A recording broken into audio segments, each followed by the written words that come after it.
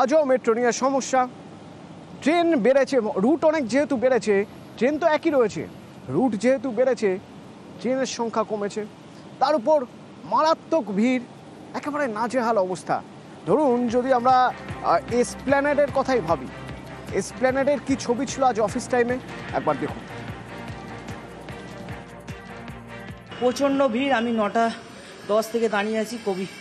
কবি সুভাষ তো বন্ধ, শহীদ ক্ষুদিরাম নেই। খুব মানে অনিয়মিত হয়ে গেছে মেট্রো সার্ভিস। অনেক ভিড় বেড়েছে। আগে যেরকমভাবে আমরা মানে কমফোর্টেবল আসতাম, এখন মনে হচ্ছে না এটা কমফোর্টেবল। আমাদের এইটুকু জার্নি ছিল আগে, ধীরে ধীরে ভিড় বেড়ে যাচ্ছে। অমানসিক ভিড় যাকে বলে, বিশেষ করে ওই স্টেশনগুলোতে তো যখন লোক উঠছে বা নামছে, এত বিরক্তিকর পরিস্থিতি। এগুলো মানে অফিস টাইমে আর একটু ভালো পরিষেবা উচিত ছিল। মোটামুটি প্রাণ হাতে নিয়ে আসতে হচ্ছে এরকম অবস্থা। প্রচন্ড কষ্ট, অফিস লেট হয়ে যাচ্ছে, প্রচন্ড ভিড়। ভিড় তুলনামূলক অনেকটাই বেশি। এক্সিলেটারে ওঠার জন্য 5 মিনিট লাইনে দাঁড়াতে হচ্ছে, এটা 5 মিনিট লাইন দিতে হচ্ছে, এতটা ভিড়। আর মেট্রোর হাওড়া থেকে উঠতে গেলে প্রচুর সমস্যা হচ্ছে। সব এক্সিলেটার খোলা নেই, এটা একটা প্রবলেম। বেড়েছে মেট্রো লাইনের সংখ্যা, তবে কমেছে রেলের সংখ্যা, আর তাতেই ভোগান্তি চরমে নিত্যযাত্রীদের। এমনটাই মত রোজকার যাতায়াতকারী যাত্রীদের। মেট্রোয় চড়তে হলে নাকি জীবন হাতে করে চলতে হচ্ছে। শুধু তাই নয়, যে মেট্রো সময় বাঁচানোর কারিগর বলেই যাত্রীদের মত ছিল, তাদেরই একাংশ বলছেন মেট্রোয় চড়তে হলে অফিস ঢুকতে লেট হচ্ছে। শুধু তাই নয়, মেট্রোর টিকিট কাটার লাইন কিংবা বিভিন্ন স্টেশনে মেট্রোর যে চলন্ত সিঁড়ি বা এসকালেটর বন্ধ থাকার কারণে অনেক ক্ষেত্রেই যাতায়াতে অসুবিধা হচ্ছে। এমনকি যারা বয়স্ক নাগরিক রয়েছেন, প্রবীণ নাগরিক রয়েছেন, তাদের ক্ষেত্রে সিঁড়ি ভেঙে যাতায়াত করাটা চূড়ান্ত ভোগান্তির সম্মুখীন হচ্ছেন তারা। ক্যামেরায় বিপুলের সঙ্গে সুস্মিতা, নিউজ 18 বাংলা, কলকাতা। ঠিক একই রকম সেন্ট্রাল স্টেশনেও একই ছবি। ইয়েলো লাইন চালু হতেই ব্লু লাইনে দুর্ভোগ। অফিস টাইমে দেরিতে চলছে মেট্রো, আর অতিরিক্ত ভিড়ে নাজেহাল যাত্রীরা। পরিষেবা কেমন? ভালো না, একদম বাজে। এই যে জবে থেকে লাইন চালু হয়েছে, মানে দরজা বন্ধ হচ্ছে না, ট্রেন 12 মিনিট 15 মিনিট পরেও আসছে, সবারই খুব প্রবলেম হচ্ছে। প্রচণ্ড ভিড়, রেগুলারলি আসছেও না। আজকে যেমন একটা প্রায় 12 থেকে 15 মিনিট পরে এলো, খুবই দুর্ভোগ, লেট হয়ে যাচ্ছে।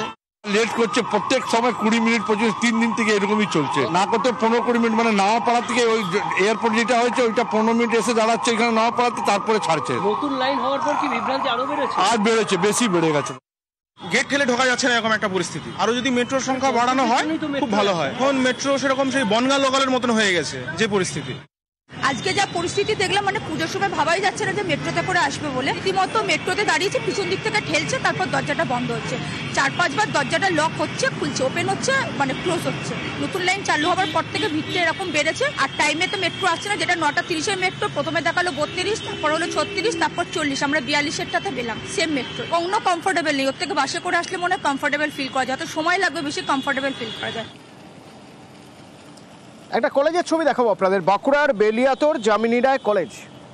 এই কলেজে ব্লক সভাপতি ঢুকে 2 অধ্যাপককে রীতিমতো শাসাচ্ছেন, দেখুন।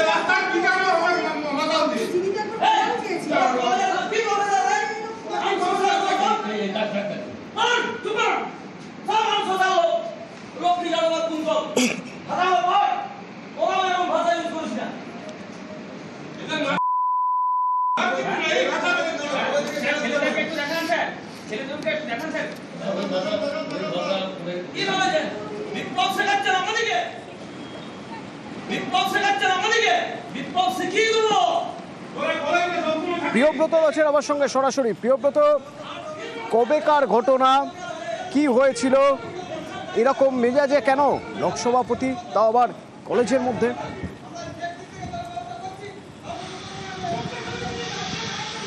কলেজের সেমিনারেই এই পরিচালনা সমিতির একটা বৈঠক হচ্ছিল, কিন্তু সেটা হচ্ছে 26শে মার্চের ঘটনা। সম্প্রতিকালে যে ভিডিও ভাইরাল হয়েছে সেখানে দেখা যাচ্ছে বড়জোড়া ব্লক তৃণমূল কংগ্রেসের সভাপতি কালীপদ রায়কে হুমকি দিতে, দাদাগিরি করতে, যেটা বলা হচ্ছে কলেজের অধ্যাপক ভূগোল বিষয় এবং বাংলা বিষয়ের অধ্যাপকের পক্ষ থেকে তাদের দুজনকেই মূলত শাসনটা দেওয়া হচ্ছে। কারণ একটাই, যে এই কলেজের বিভিন্ন ধরনের যেসব কলেজ রয়েছে সেগুলোকে কিন্তু যে দুর্নীতির আখড়া সেটা করা যাবে না। মূলত ব্লক সভাপতির পক্ষ থেকে এমন দাবি করা হচ্ছে যে সেখানে কথাবার্তা বলা হচ্ছিল, কোনোভাবেই তাকে শাসানি দেওয়া হয়নি, দাদাগিরিও করা হয়নি, হুমকিও দেওয়া হয়নি। কিন্তু যে দুজন অধ্যাপকের বিরুদ্ধে যারা অভিযোগ করেছেন থানাতে বা থানায় অভিযোগ দিতে গেলে পরবর্তীকালে থানায় অভিযোগ নেওয়া হয় না, পরবর্তীকালে তারা ইমেল মারফত পুলিশ সুপারের কাছে অভিযোগ করেন, তাদের মূলত অভিযোগ তাদেরকে মেরে ফেলার হুমকি দেওয়া হয়েছে মদ্যপ যুবকদের দিয়ে এবং শাসানি দেওয়া হয়েছে। এর ফলে কিন্তু কলেজে পড়াশোনার পরিবেশ নষ্ট হচ্ছে। এই যে অধ্যাপক দুজন রয়েছেন তারা কিন্তু শঙ্কিত রয়েছেন, যে কোনো মুহূর্তে তাদের প্রতি আক্রমণ হতে পারে এবং সেই কারণে তারা কিন্তু অভিযোগ করেছেন। কিন্তু এখনো পর্যন্ত ব্লক সভাপতির বিরুদ্ধে কোনো রকম পুলিশের কোনো অভিযান হয়নি। অন্যদিকে এই ধরনের ঘটনার পরপরই বিজেপি এবং সিপিএমের পক্ষ থেকে দৃষ্টান্তমূলক শাস্তির দাবি করা হয়েছে এবং এই ঘটনা কলেজের পরিবেশে নষ্ট করছে। এই ঘটনা কলেজে কোনোভাবেই অনভিজ্ঞত, কারণ এই কলেজ যামিনী রায় বিখ্যাত যে প্রখ্যাত শিল্পী, সে যামিনী রায়ের নামাঙ্কিত কলেজ, যামিনী রায় কলেজ, এবং এখানে প্রচুর ছাত্রছাত্রী পড়াশোনা করে, এখানে একটা পড়াশোনার পরিবেশ রয়েছে, কিন্তু সেই পরিবেশ নষ্ট করছেন ব্লক তৃণমূল সভাপতি, এমনটাই অভিযোগ এসছে। অতনু। কিন্তু যার বিরুদ্ধে অভিযোগ তিনি তো পুরোপুরি অস্বীকার করছেন, শুনুন। ভিডিওটা ফেসবুকে ভাইরাল হতে দেখেছি, সেখানে আমাদের উদ্দেশ্য করেই যে দুই নেতা কালী মুখার্জি এবং জয়ন্ত দাস আমাদের উদ্দেশ্যে বলে যে লোকাল মাতালদের দিয়ে আমাদের মার্ডার করিয়ে দেবে। তো আমরা বাইরের থেকে এসে এখানে ছেলে মেয়েদের শিক্ষা দেওয়ার জন্য এখানে আমরা এসে ভাড়া নিয়ে থাকি। তো আমাদের ওপরে এইরকম ভাবে যদি আক্রমণ হয়, স্থানীয় মাতালদের দিয়ে যদি আক্রমণ করানো হয়, তাহলে আমাদের সিকিউরিটি, আমাদের যে ফ্যামিলি রয়েছে তাদের দায়বদ্ধতা কে নেবে? প্রশাসনকে আমরা এই বিষয়ে একটা মেল মারফত জানিয়েছি। আমরা যখন লিখিত দিতে যাই স্থানীয় প্রশাসন নেয়নি। এসপি অফিস এবং এমনকি কোর্টের দ্বারস্থ হই, তখন সেটাকে তারা এফআইআর হিসেবে নেয় এবং তার কোনো প্রতিক্রিয়া হয়নি এবং কোনো স্টেপও নেওয়া হয়নি। ভিডিওটা যেটা করেছে এটা প্রায় 4 মাস আগের ঘটনা। এটা কলেজে একটা সেমিনার হচ্ছিল, যামিনী রায় কলেজে। সেমিনারে গভর্নিং বোর্ডের আরো মেম্বার ছিল, প্রিন্সিপাল ছিলেন এবং বাইরে থেকে আরেকজন প্রফেসর এসেছিলেন। এরকম কোনো ঘটনা ঘটেনি, কথাবার্তা হচ্ছিল। প্রফেসরের সঙ্গে স্টুডেন্ট ছিল প্রচুর। যারা ভিডিওটা ভাইরাল করেছে তাদের কাছে শিক্ষা নেওয়ার কিছু নেই। এখন সিপিআইএম পার্টিটা এখন যেভাবেই হোক শূন্য থেকে ভাবছে যদি কোনো রকম প্লাস কিছু করতে পারি।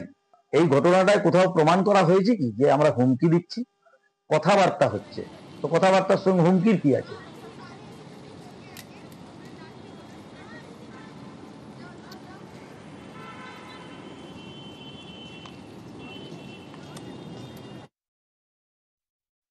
ভিডিও দেখে পরিষ্কার যে তৃণমূলের ব্লক সভাপতি তার নেতৃত্বে অধ্যাপক নিগ্রহের যে স্ক্রিপ্ট, সেই স্ক্রিপ্ট আগেই লেখা হয়ে গিয়েছিল, সেটা বর্তমানে প্রযোজ্য হলো। ওনাকে তো একাধিকবার হুমকি দেওয়া হয়েছে, একাধিকবার তাকে প্রাণে মেরে ফেলার হুমকি দেওয়া হয়েছে। তিনি সেই সমস্তকে উপেক্ষা করে সিদ্ধারাকে সোজা রেখে অধ্যাপক দিনের পর দিন তার কর্তব্যে অবিচল ছিলেন। তাকে মেরে ফেলার চেষ্টা করা হচ্ছে, এটা অত্যন্ত নিন্দনীয়। আমরা ভারতীয় জনতা পার্টির পক্ষ থেকে এর তীব্র প্রতিবাদ। সম্প্রতি বেলিয়াতোড় কলেজের অধ্যাপক মাননীয় মার্শাল সোরেন তাকে বেলিয়াতোড়ের শাসক দলের মদতপুষ্ট কিছু মদ্যপ যুবক যেভাবে নিগৃহীত করেছে এবং অপমানিত করেছে, তার বিরুদ্ধে থানায় অভিযোগ জানানো সত্ত্বেও পুলিশ প্রশাসন কোনো ব্যবস্থা নেয়নি। ফলে এই ঘটনা নিন্দার কোনো ভাষা নেই এবং দুষ্কৃতিকারীদের বিরুদ্ধে যা ভিডিও আমাদের প্রাক্তন বিধায়ক এবং পার্টি নেতা সুজিত চক্রবর্তীও দেখবেন পোস্ট করেছে, এর মধ্য দিয়ে বেলিয়াতোড়ের মানুষের এটা ভাষা নয় এবং অবিলম্বে দোষীদের শাস্তির আমরা দাবি করছি।